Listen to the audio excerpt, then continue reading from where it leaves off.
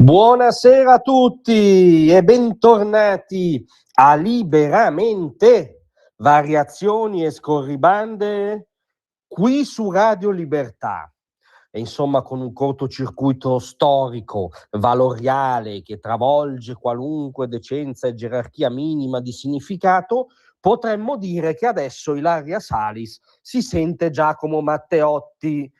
Chiediamo scusa in premessa ai discendenti dell'eroe antifascista Ilaria. Perché diciamo questo? Perché Ilaria Salis è molto scandalizzata per il summit sul terrorismo antifa che si terrà a Washington e che vedrà probabilmente anche la presenza in qualche forma del governo italiano, e lega questo all'antifascismo, come vedremo, con una serie di capriole logiche circensi. Cos'è il summit?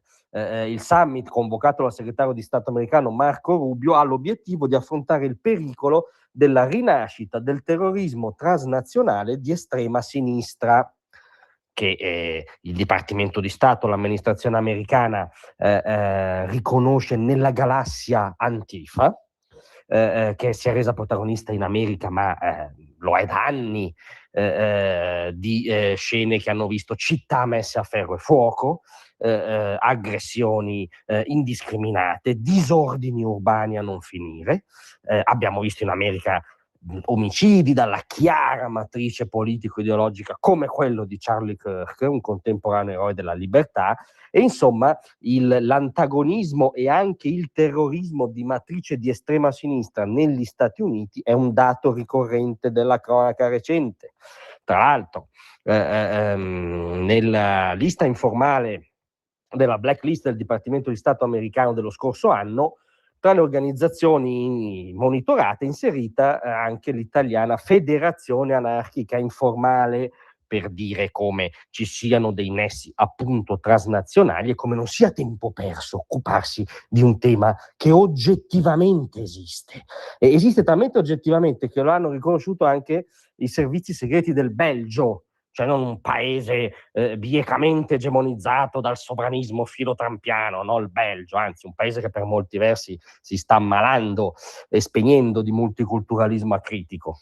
Nel report pubblicato dai servizi segreti del Belgio, oltre alle minacce prettamente islamiste, jihad e fratelli musulmani, indicava proprio il rischio del terrore di estrema sinistra. Virgolette, un altro fenomeno emergente dell'estremismo di sinistra è l'antifascismo militante, che ovviamente fa un utilizzo indebito e insultante della parola, del concetto dell'antifascismo storico, per mettere in scena semplicemente una caccia a chi non la pensa come loro, come quelli di estrema sinistra. Quindi è un dato americano, europeo, riconosciuto da un paese di sospetto come il Belgio, e quindi lo scandalo c'è solo nella mente di Ilaria Salis, la quale ha tuonato: l'Italietta post-fascista parteciperà giovedì al surreale summit Antifa di Washington, promosso per accreditare la tesi secondo cui l'antifascismo sarebbe una forma di terrorismo.